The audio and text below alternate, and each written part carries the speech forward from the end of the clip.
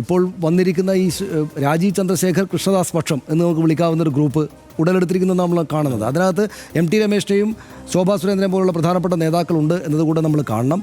ഇതിനകത്ത് കഴിഞ്ഞ ലോക്സഭാ തെരഞ്ഞെടുപ്പിൽ ഒരുപാട് മണ്ഡലങ്ങൾ ഉണ്ടായിരിക്കുന്ന വലിയ മുന്നേറ്റമാണല്ലോ ഇപ്പോൾ അവർക്ക് വലിയ പ്രതീക്ഷ നൽകിയിരിക്കുന്നത്. അതായത് ഭാവിയിൽ മുഖ്യമന്ത്രിയെ തന്നെ ഉണ്ടാക്കാം എന്ന മട്ടിലാണ് ഈ പുതിയ ഓഫീസിനകത്ത് റൂമൊക്കെ സജ്ജീകരിച്ചിരിക്കുന്നതാണല്ലോ നമ്മൾ കേൾക്കുന്നത്. അപ്പോൾ ഇപ്പോൾ അതില്ലെങ്കിൽ തന്നെയും ഈ നിയമസഭാ തെരഞ്ഞെടുപ്പിൽ കുറേയേറെ സീറ്റുകൾ പിടിക്കാം എന്നൊരു ആഗ്രഹവും പ്രതീക്ഷയും ആത്മവിശ്വാസവും ഈ പാർട്ടിക്ക് ഇപ്പോഴുണ്ട്. പക്ഷേ ആ ആത്മവിശ്വാസത്തെ മുന്നോട്ട് കൊണ്ടുപോകാൻ ഉതകുന്ന വിധത്തിലായോ ഈ ഇപ്പോഴത്തെ ഒരു പുനഃസംഘടന എന്ന ചർച്ചയായിരിക്കും വരും ദിവസങ്ങളിൽ നടക്കുക എന്നാണ് എനിക്ക് തോന്നുന്നത്.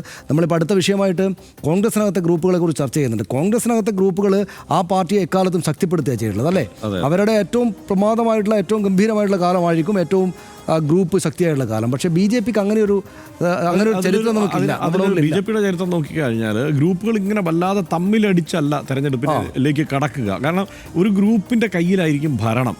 അവർ തീരുമാനിക്കും മറ്റേ ഗ്രൂപ്പിൽ നിന്ന് പിന്തുണയുള്ള ആളുകളെ മത്സരിപ്പിക്കും, തെരഞ്ഞെടുപ്പിലേക്ക് കൊണ്ടുവരും. അതിപ്പോ ശോഭാ സുരേന്ദ്രനെ ആയിക്കോട്ടെ, രാധാകൃഷ്ണനെ ആയിക്കോട്ടെ, തെരഞ്ഞെടുപ്പിൽ ഘട്ടം ഘട്ടമായി വോട്ട് വർദ്ധിപ്പിക്കുന്ന ആളുകളെ തെരഞ്ഞെടുപ്പിൽ മത്സരിപ്പിക്കും, സംഘടനയിലേക്ക് തൊടിക്കില്ല. അതിനകത്തൊരു കാര്യമുള്ളത്, അവര് ഒരു ഒഴിവാക്കപ്പെട്ട കക്ഷിയായിരുന്നല്ലോ ഈ UDF LDF മത്സരത്തിനിടയിൽ.